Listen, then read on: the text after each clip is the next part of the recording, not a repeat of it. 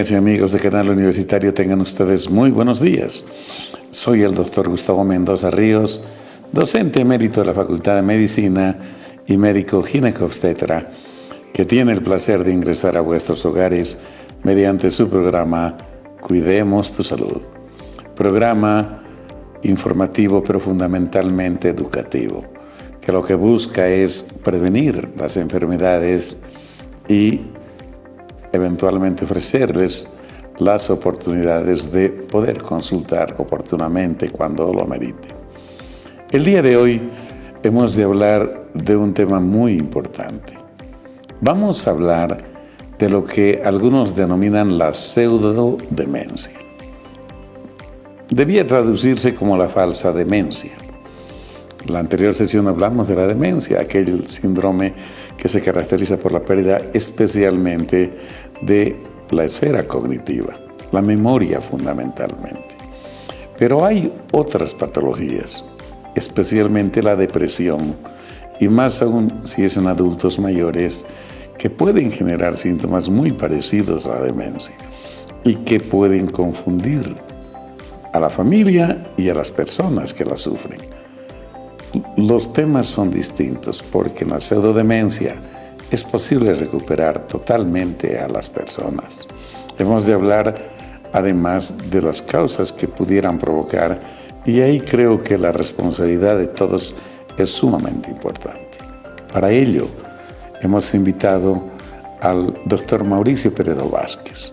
Él es profesor titular de la Cátedra de Psiquiatría y Salud Mental de la Facultad de Medicina, pero además es especialista y trabaja en el Servicio de Psiquiatría y Salud Mental del Hospital de Clínicas Universitario.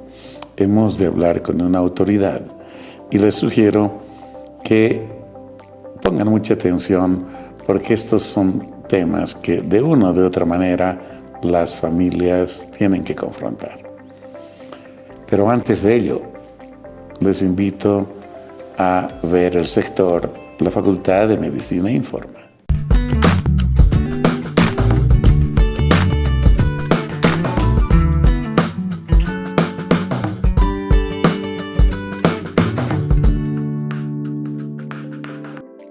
En esta nota ustedes observarán la firma de un convenio entre nuestras autoridades facultativas y el Centro de Salud de Chasquipampa.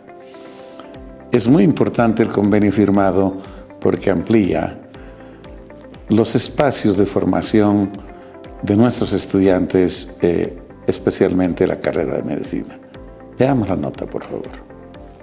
La Facultad de Medicina, Enfermería, Nutrición y Tecnología Médica firmó un importante convenio interinstitucional con el Centro de Salud Integral de Chasquipampa. El objetivo del mismo es la integración de las dos instituciones y que éste posibilite la interacción docente-asistencial de las diferentes carreras de la facultad para que contribuya a la formación de estudiantes de pregrado y a la vez beneficie a la población a la que brinda servicios este centro. Esto implica fortalecer el proceso enseñanza-aprendizaje, facilitar la integración de estudiantes de todas las carreras al centro de salud, promover la docencia y la investigación, desarrollar habilidades y destrezas en abordajes integrales de problemas de salud, entre muchos otros objetivos. La firma se realizó en el despacho del decano este 1 de octubre. Es básicamente brindar este espacio que es el primer contacto con nuestra población para el desarrollo académico de nuestros alumnos.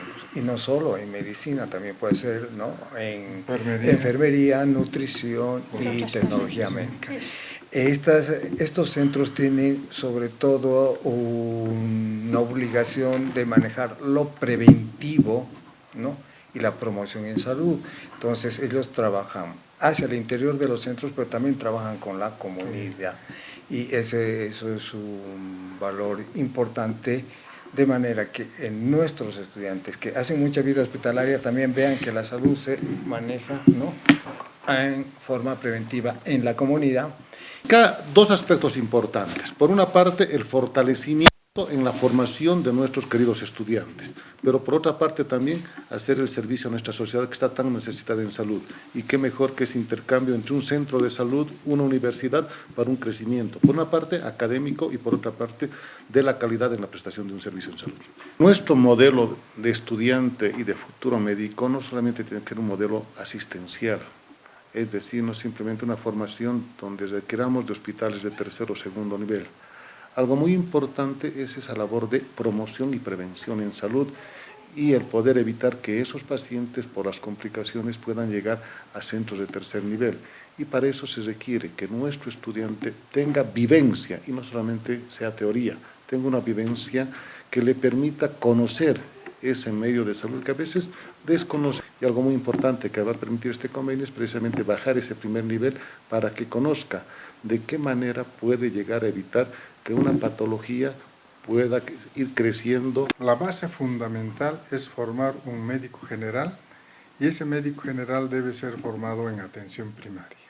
Todo el resto, segundos niveles, terceros niveles y en el caso de formación médica, las especialidades, subespecialidades, todo el conjunto del desarrollo científico tiene que ir a alimentar a ese tronco, al tronco de formación del médico general.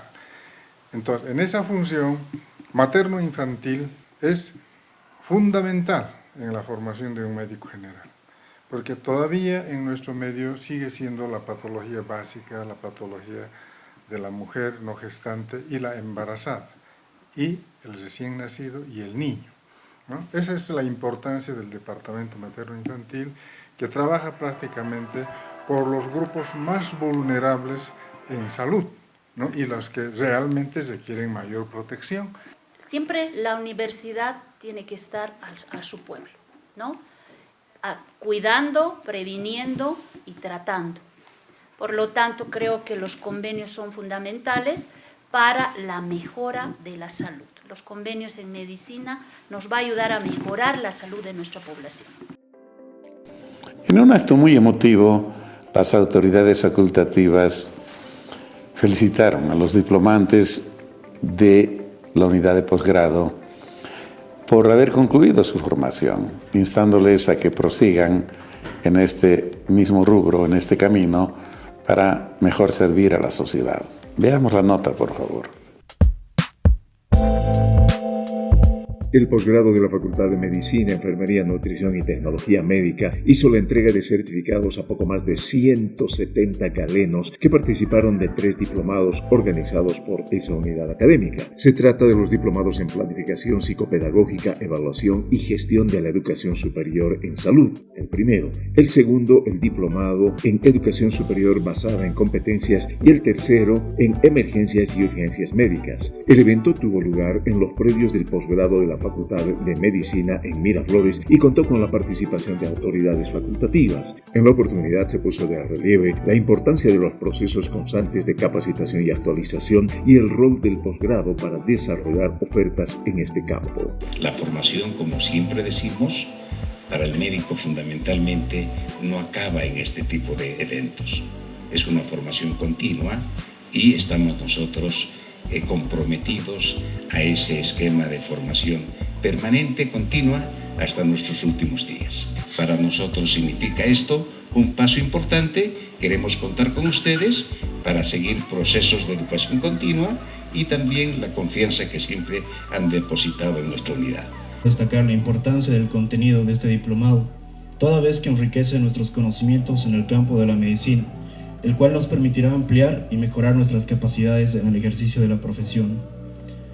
Considero que durante estos 6 meses hemos adquirido nuevas habilidades y perfeccionado otras, y sé que cada colega aquí presente está adecuadamente capacitado para brindar una atención óptima ante una urgencia o emergencia, y también para transmitir el conocimiento adquirido y nuevos conocimientos para la formación de futuros profesionales.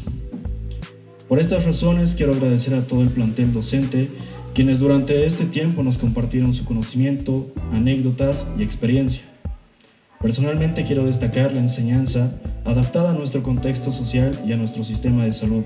El conocimiento es un instrumento que lo que pretende es tratar de que podamos intentar entender, comprender la realidad a través de la información que vamos adquiriendo. ¿Y dónde entra posgrado? Pues precisamente en esa generación de conocimiento, pero una generación de conocimiento que sobre todo lo que busca es profundizar el conocimiento en disciplinas, en áreas específicas. Sabemos que lamentablemente, y digo lamentablemente, que vivimos un tiempo muy veloz en la generación de conocimientos y generación de información. Y esto hace también que vivamos en un tiempo muy veloz donde la información se va desactualizando. Y por eso que hoy por hoy ya los médicos generales de la antigüedad han sido reemplazados por los médicos especialistas, ahora los subespecialistas y el día de mañana creo que van a ser los ultraespecialistas. Precisamente por esa amplia gama de conocimientos que existe. Y nuestra responsabilidad como Facultad de Medicina es precisamente generar, pero no solamente generar cursos por generarlos, sino que estos cursos estén acorde al contexto nacional, acorde al contexto internacional, para darles una oferta de cursos que les permita servir a la sociedad, que es lo que ustedes pretenden, pero un servicio que sea cualificado.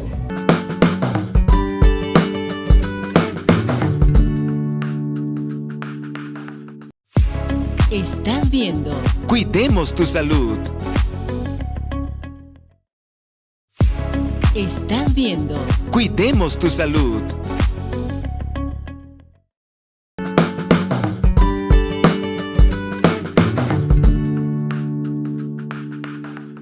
Distinguidos amigos, empezamos esta conversación primero señalando que le pedimos gentilmente a nuestro invitado, el doctor Mauricio Peredo Vázquez, continuar una conversación anterior. Habíamos hablado de la demencia y ahora hemos de hablar de la pseudodemencia y alguna otra patología que suele confundir a la gente, especialmente a la gente mayor y a la familia. Pero antes de hablar del tema, permítanme saludar y presentarles al doctor Peredo. Mauricio, buen día y gracias por aceptar nuestra invitación. Gracias por tomarme en cuenta para la actividad. Gracias. Mauricio, para entrar en contexto, en la pasada sesión habíamos hablado de un tema muy importante.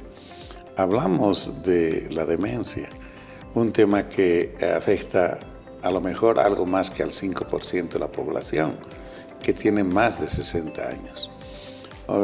Lo señalamos, es un tema degenerativo que ciertas personas especialmente pueden evolucionar a ese grado. No todas vamos a terminar así.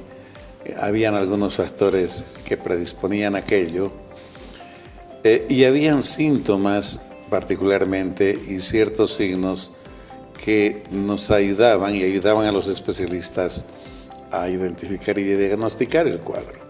Uno de ellos era el referido a la memoria, precisamente. La memoria que a veces llamamos cercana, próxima, anterógrada, como sea, y después se afecta la de largo plazo.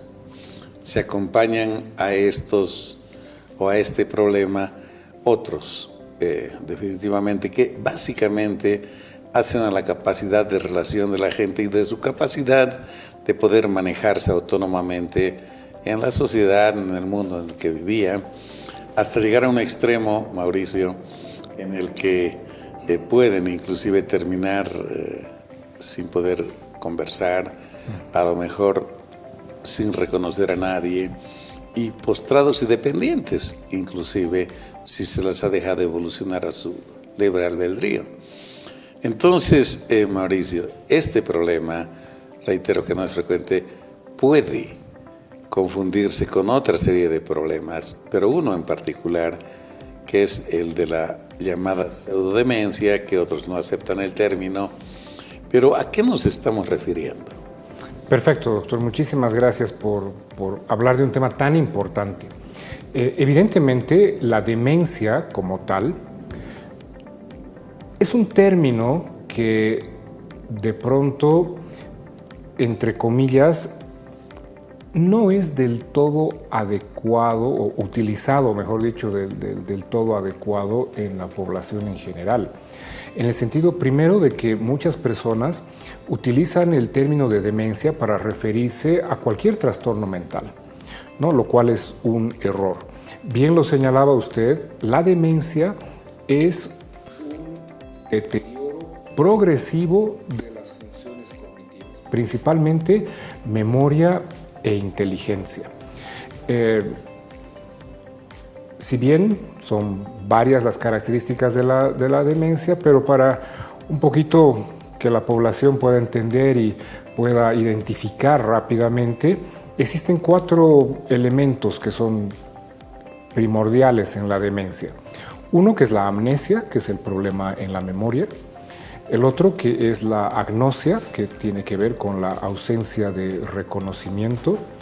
El tercero es la apraxia, donde la persona pierde la capacidad ejecutiva. Y por último, la afasia, que son alteraciones del lenguaje. Eso en términos generales, ¿no? Las causas de demencia son variadas.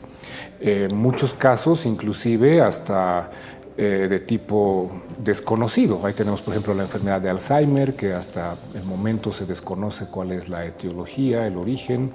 En nuestro medio, de pronto, tal vez la causa más frecuente está vinculada con el tema de problemas vasculares, demencias vasculares, como secuelas. Otro tema importante que está vinculado con la causa de las demencias es el problema del alcohol, ¿no? La demencia alcohólica es una causa frecuente y así existen diferentes tipos de demencia.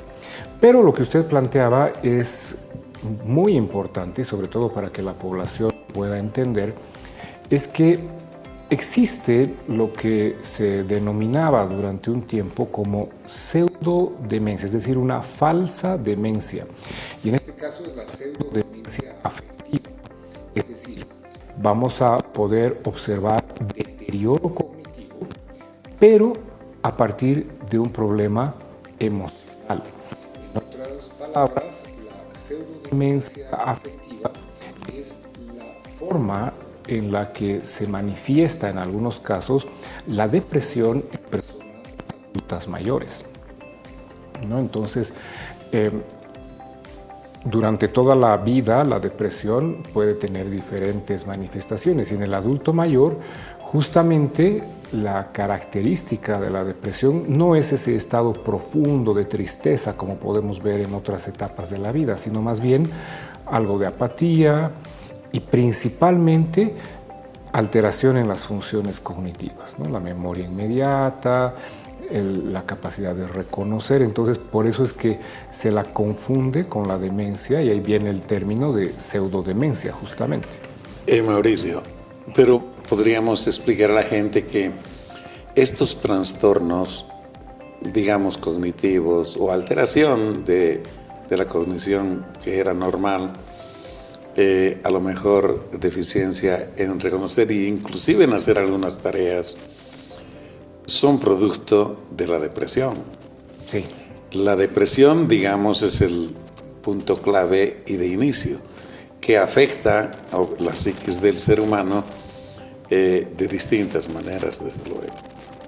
Y por eso la gente suele confundir, y nosotros también podríamos confundirnos, ¿verdad? De hecho, y es muy pertinente esta intervención porque justamente la confusión va en dos sentidos. Primero, que las personas relacionan la depresión con tristeza.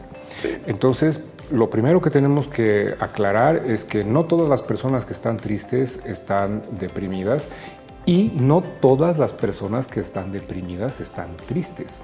Hay personas que tienen cuadros depresivos donde no hay tristeza. Sin embargo, vemos otros síntomas.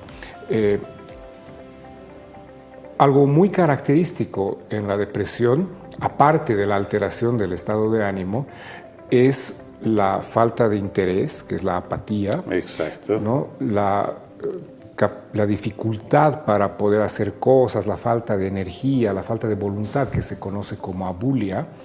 Y por último, la anedonia, que es la pérdida de la capacidad de sentir satisfacción.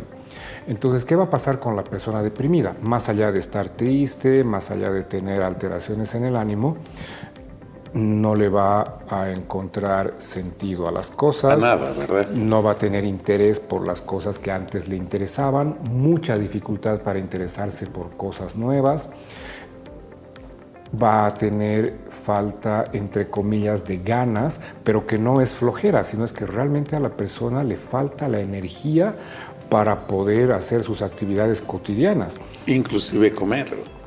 El comer, inclusive el ir a trabajar, levantarse de la cama para asearse, para ir al trabajo, el tema del apetito. Entonces, son situaciones muy importantes, porque hay personas que están tristes, porque a veces suceden cosas tristes en la vida, pero a pesar de esto, tiene interés en sus actividades, realiza sus actividades, disfruta lo que hace. Entonces, eso no es depresión. Sin embargo, como le explicaba, la depresión no solamente es la alteración del ánimo, la tristeza, sino también la falta de interés o la apatía, la anedonia, que es la falta de sentir satisfacción, y la abulia, que es esa falta de ganas o de energía que pueda tener la persona. Entonces, ¿qué sucede en la pseudodemencia? No vamos a encontrar un estado de tristeza que sea muy marcado, pero sí lo que se va a marcar es la apatía. Entonces hay esta falta de interés y ahí la depresión es una patología que inhibe todas las funciones mentales, entonces va a haber falta de interés. Por lo tanto, esta falta de interés o esta apatía, que es la ausencia de motivación, hace que de pronto la capacidad de prestar atención disminuya. Entonces, como no atiendo al 100%, no sostengo la atención, voy a retener poca información y eso va a dar la sensación de olvido. Entonces, obviamente hay una alteración en la función cognitiva, pero no es un deterioro cognitivo. Y creo que ahí vale la pena hacer una diferencia muy marcada entre la pseudodemencia y la demencia. Exacto. Y es que en la pseudodemencia estas alteraciones cognitivas pueden ser reversibles. Por otro lado, otro tema que también es interesante mencionar, en la pseudodemencia la persona de alguna forma llega a identificar o a reconocer que está teniendo esta dificultad en la memoria. Cosa que no ocurre con la demencia. Cosa que no ocurre en la demencia, ¿no? Entonces, en la pseudodemencia, de pronto, muchas veces el motivo de la consulta es: me olvido las cosas. Hay conciencia de lo que le está sucediendo. Exactamente. Inicialmente, ya después, cuando el estado de depresión es muy profundo, etcétera, ya la persona entra justamente a este punto en el que ya no es que no sea consciente, sino que de pronto ya este estado de inhibición es tanto muy profunda, ¿no? que no hay interés, digamos, ¿no? De acuerdo. Qué bueno que lo marcas, porque creo que este es un punto de inflexión muy importante. Mientras en un paciente con demencia esta pérdida de la memoria es paulatina, estos olvidos o estas aparentes alteraciones en la pseudodemencia son percibidas por la misma persona. Es decir, hay una conciencia, como bien señalaste, cosa que no existe en la demencia verdadera. Entonces, este primer aspecto para los médicos, para el especialista, es indudablemente vital. Ahora, también se puede confundir, digamos, el déficit, la bulia real que existe en los dementes con una bulia que también existe pues en la gente deprimida. Lo has dicho bien, uno no quiere a veces ni levantarse de la cama, ¿no es cierto? Y ahí creo que es bien importante marcar dos cosas. O sea, en la depresión, en la demencia inicialmente, la persona como que no tiene ganas de hacer las cosas y se queda ahí, está tranquilo, pero entre comillas, abúlico. En cambio, en la depresión no es solamente que la persona no tiene ganas de hacer las cosas, sino que además no encuentra satisfacción en nada de lo que hace. Entonces ahí empiezan a aparecer pensamientos distorsionados, en el sentido de que no tengo interés por las cosas que hago, no tengo ganas de hacer cosas y no disfruto lo que hago. Por lo tanto, inicialmente en la depresión puede haber un estado de indiferencia. Todo me da igual, porque no disfruto. Y como no disfruto nada, poco a poco empiezo a perderle el sentido a las cosas. Y ahí viene la gran pregunta, ¿para qué existo? ¿No? Exactamente. Y justamente este tema del para qué estoy muchas veces se acompaña con esta distorsión cognitiva que puede haber en la depresión, el asunto relacionado con la muerte. Entonces, como no disfruto nada de lo que hago, no tengo interés por nada, nada me motiva, entonces, ¿qué sentido tiene la vida? Ojalá me pase algo y muera. Como no me pasa nada, entonces ya empiezan la planificación y las ideas de suicidio. Y de hecho esto es tan serio, Mauricio, que en la estadística, no nos vamos a referir más a ello, hay más suicidios en mayores con depresión que en jóvenes, sí, que también tienen otro mundo que los conduce a veces a este camino. Vamos a hablar de los factores que pueden condicionar a la pseudodemencia. No hay mucho que comparar con la demencia porque lo otro está casi definido, pero hagámoslo enseguida, amigos, de que retornemos de este pequeño corte, por favor.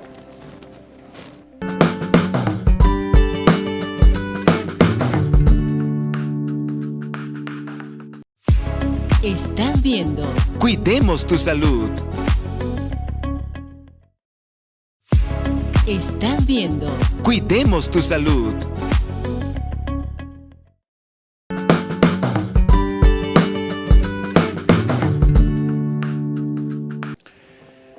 Al doctor Mauricio Peredo le hicimos la siguiente consulta.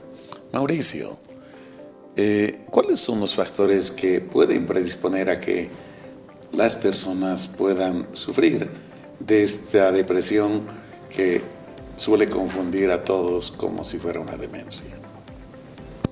Gracias por la pregunta, doctor. Y es bastante importante hablar de los siguientes términos que creo que son importantes que la población en general los comprenda.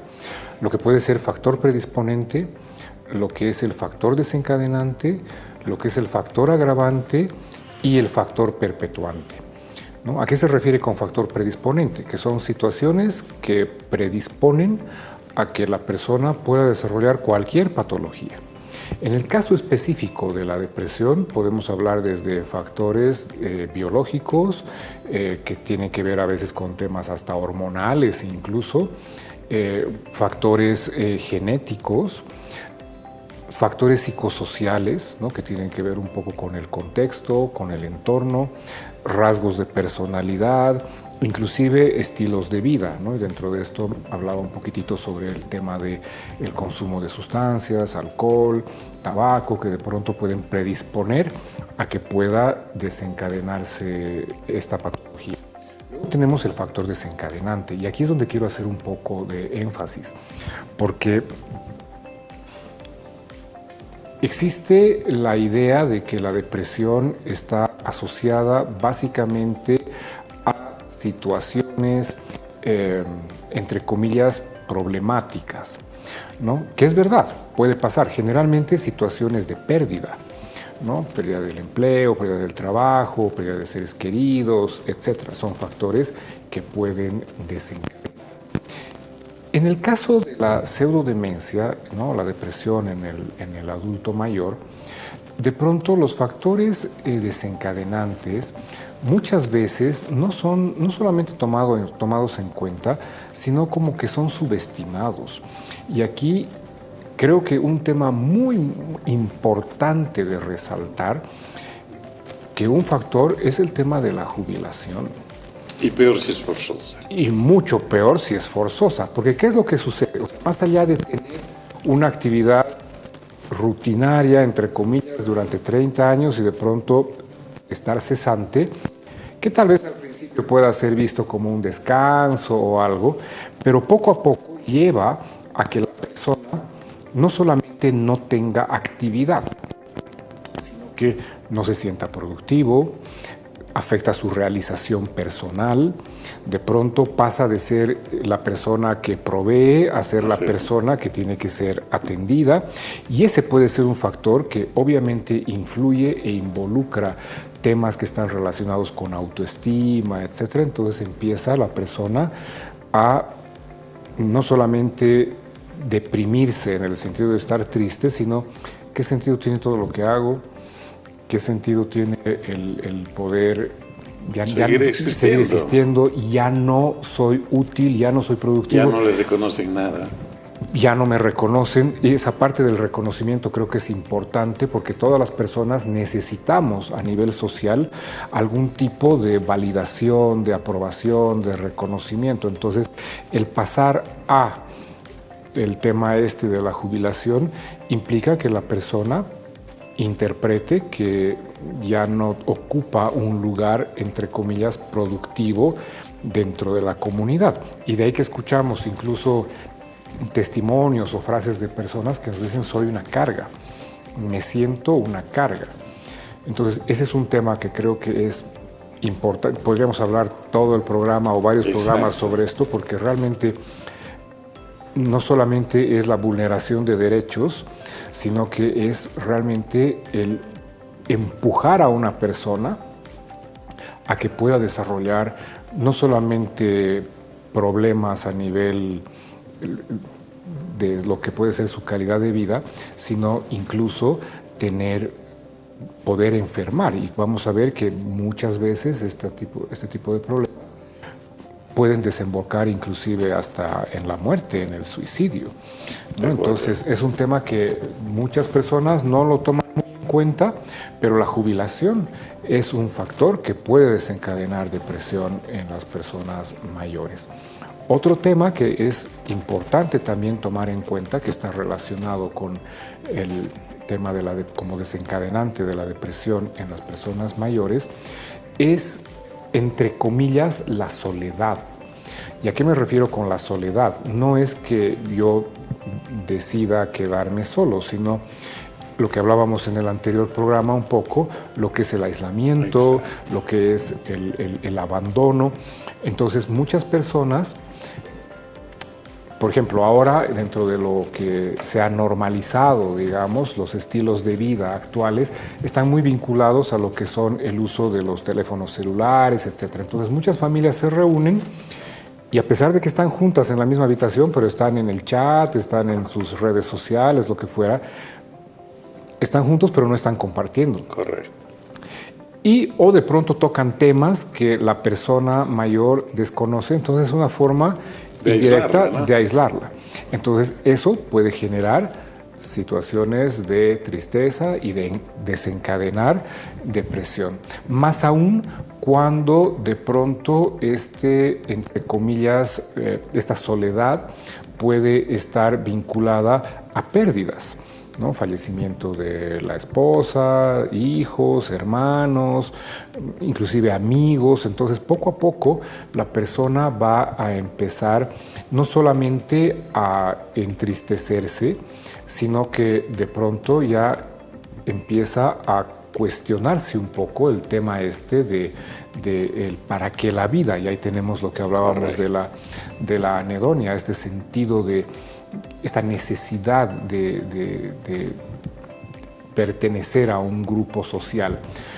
A esto también tenemos que ver, un poquito relacionado con esto, es el tema de lo que hablábamos la anterior semana, el síndrome del nido vacío, que de pronto los hijos se van, tienen que hacer sus vidas, pero la persona queda cada vez en un estado de mayor soledad.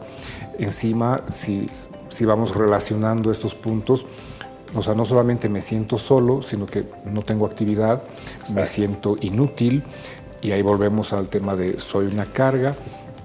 Mauricio, y la enfermedad también.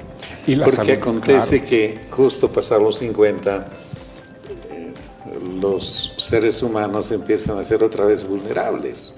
Sí. Y a los 60 sin duda. Y entonces hay enfermedades que de pronto se cronifican, son crónicas en su evolución.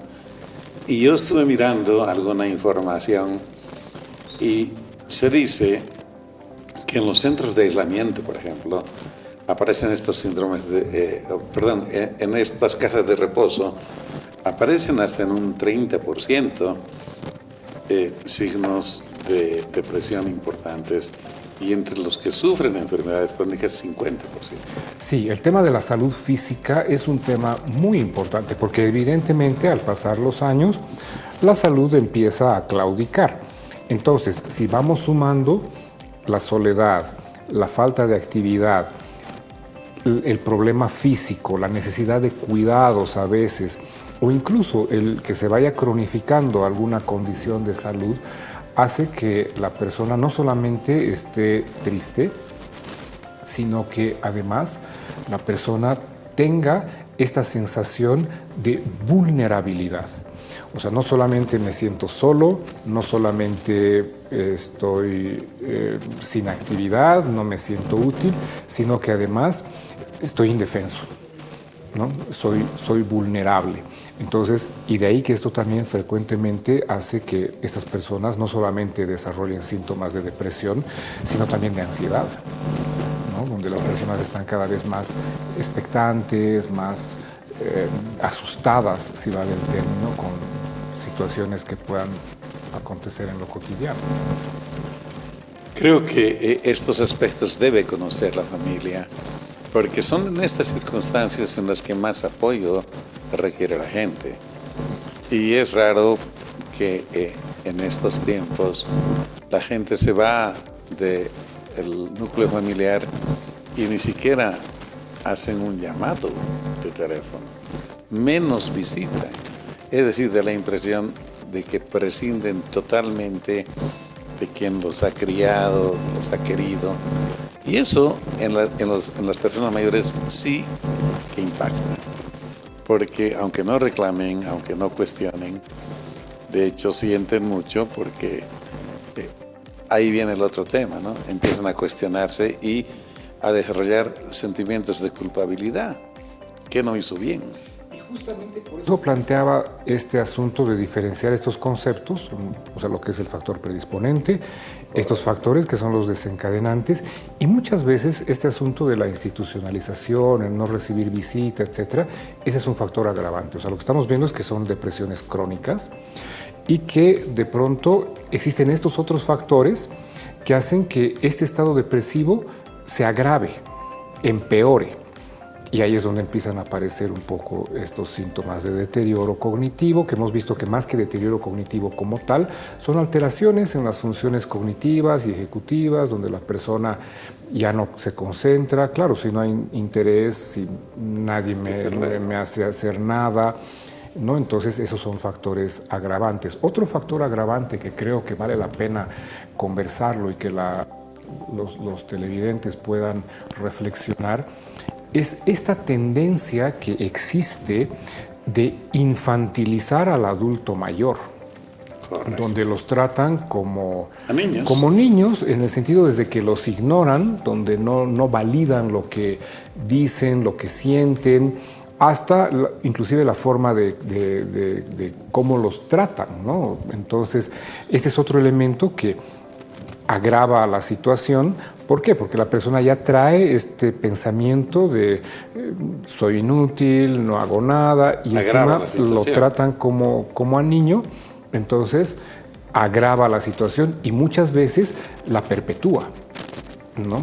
De hecho, y para cerrar esta parte, es frecuente bajo el supuesto de cuidar a la gente, decir no hagas, no puedes, te vas a hacer. Y entonces lo van limitando al extremo, que es un inútil. No puede hacer nada, ¿no es cierto? Ya le quieren dar otro tipo de actividades que en su vida las realizó. Amigos, hemos de seguir hablando del tema. Permítanme unos segundos, por favor.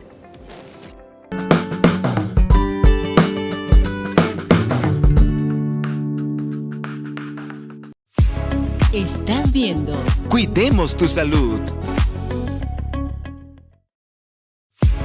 Estás viendo Cuidemos tu Salud.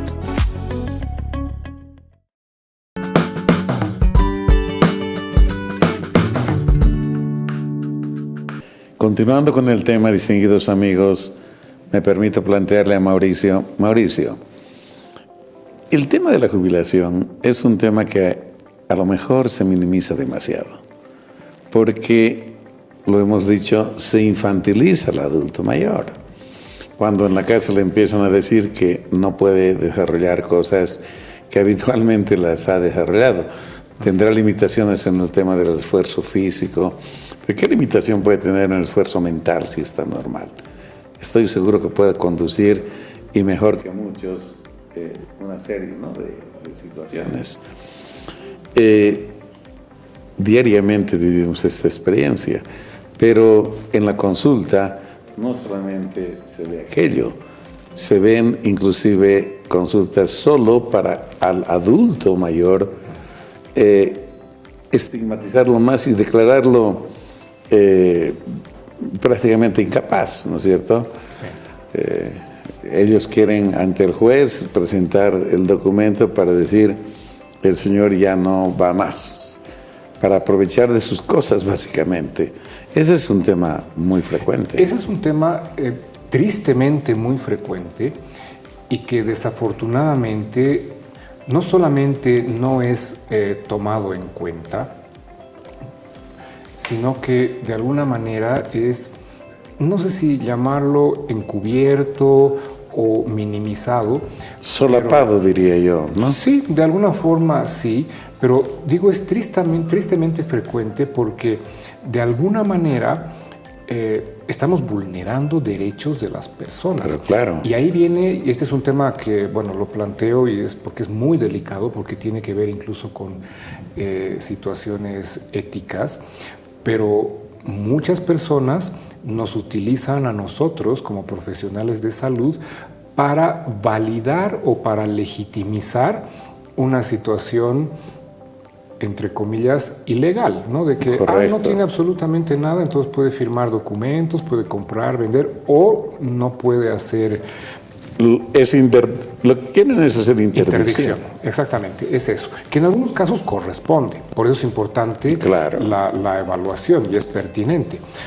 Pero muchas veces, inclusive hasta solamente por el hecho de cobrar el bono de discapacidad, ¿no? O sea, para tener algún beneficio que desafortunadamente la persona, en este caso el adulto mayor, no se beneficia, ¿no? Entonces, ese es un tema bastante delicado y desafortunadamente muy frecuente que a veces tenemos que nosotros lidiar en la consulta, y de ahí que me parece realmente importante hacer la diferencia entre la pseudodemencia, ¿no? Parece que tiene demencia, pero en realidad es algo que puede ser reversible, ¿no? Y muchas veces el tratamiento ni siquiera obviamente requiere alguna medicación antidepresiva, etcétera, pero el solo hecho de darle un lugar en el grupo familiar, darle alguna actividad donde la persona se sienta productiva, es una parte importantísima para el tratamiento. El tema ocupacional es relevante en este tipo de intervenciones, porque no solamente es la ocupación en el sentido de que se distraiga o se mantenga ocupado, sino la persona se siente útil, está teniendo actividad, se siente productivo, está ejercitando lo que es la parte lo más importante, pues la parte, el ejercicio cognitivo. Exactamente. Y entonces la persona de pronto, por eso les decía, puede ser un cuadro reversible. Lo importante es obviamente hacer el diagnóstico precoz, hacer el diagnóstico diferencial, porque muchas veces los identifican como simplemente cuadros demenciales y más bien lo que hacen es realmente deteriorarlos más. Los dejan abandonados, los dejan inactivos y esto obviamente provoca Mauricio, su calidad de vida. Creo que todos convergemos en esto, los médicos. Recientemente estuve en un congreso y en una exposición de un especialista en neurología, coincidíamos plenamente. Yo hablaba de climaterio y menopausia, que para él la mejor forma de prevenir, por ejemplo, parte de estos aspectos era que la gente pueda salir, y él decía la calle, ese es el remedio, porque para ir a la calle la persona planea a dónde va a ir, cómo va a ir, qué tramos va a registrar en su trayecto, cómo va a vestir, qué dinero va a gastar, si es que va a gastar, etcétera, etcétera. Y entonces este es un ejercicio indudablemente importantísimo.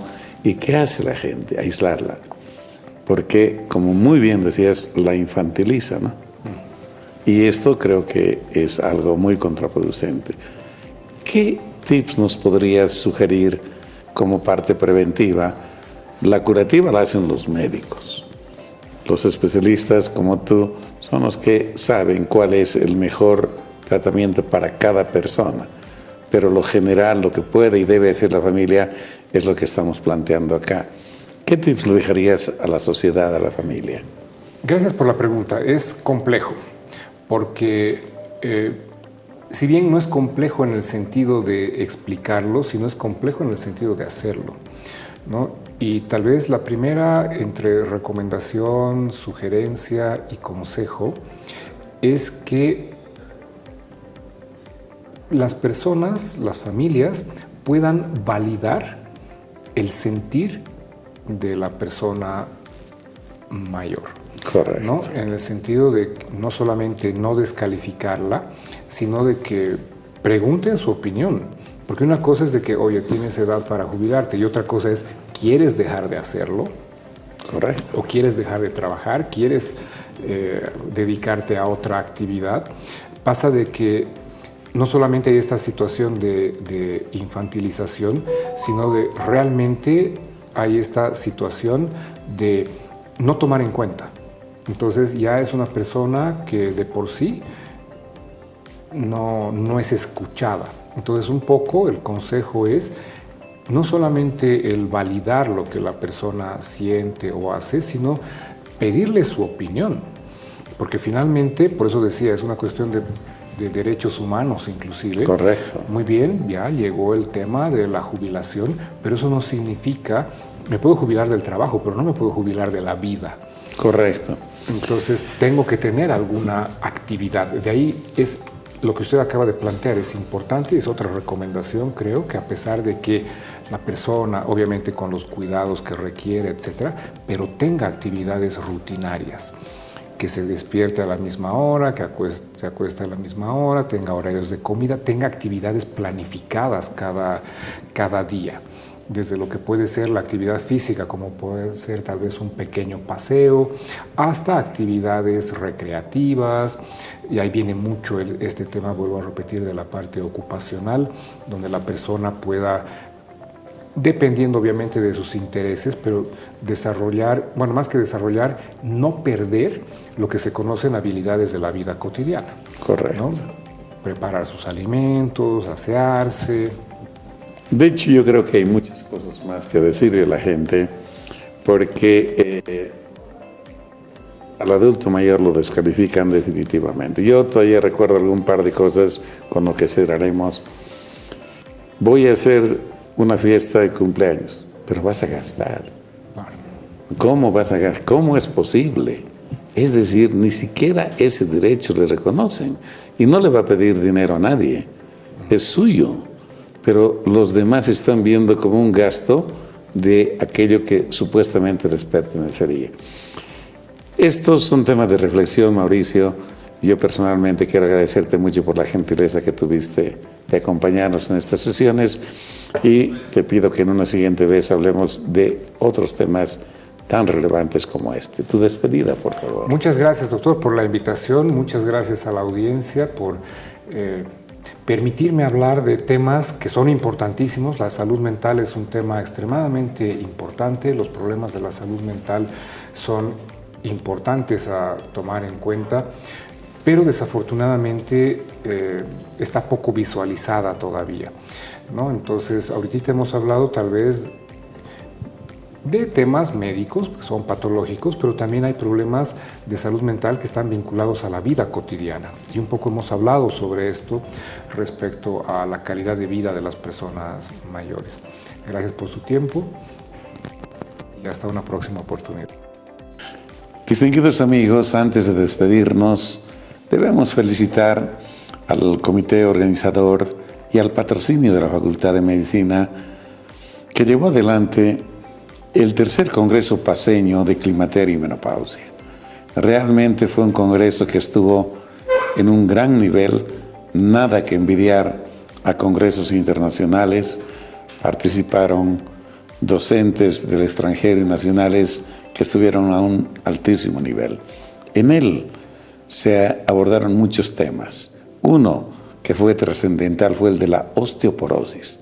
Precisamente el 20 del presente mes es el Día Mundial de la Osteoporosis, aquella enfermedad silenciosa que se caracteriza porque los huesos van perdiendo su mineral, el calcio, hasta hacerse tan frágiles que son susceptibles de quebrarse, de romperse con mínimos traumas. De ello también vamos a hablar en una siguiente sesión. Tenemos además la capacidad en el medio de brindar total calidad en los diagnósticos y por supuesto en el manejo y tratamiento de los casos. El otro tema que no puedo dejar pasar es el que precisamente en este mes se celebra también la lucha contra el cáncer de mama. El cáncer de mama es el cáncer que en el mundo más mujeres mata y en Bolivia es el segundo cáncer que mata mujeres, aunque en general, aunque en ciertas regiones se ha convertido en la primera causa de muerte de las señoras. Vamos a hablar de este tema en la siguiente sesión y les sugiero que puedan convocar a quienes les interese el tema para poder compartir unos momentos. Que tengan un lindo fin de semana, quieran mucho la familia, muestren su amor a los chicos y a los grandes, pero ahora en particular a los grandes. Como ustedes en estas sesiones han podido percibir, los grandes también necesitamos de los jóvenes. Y lo que se está pidiendo es el reconocimiento de su valor, de lo que hacen, de lo que hicieron y de lo que pueden hacer.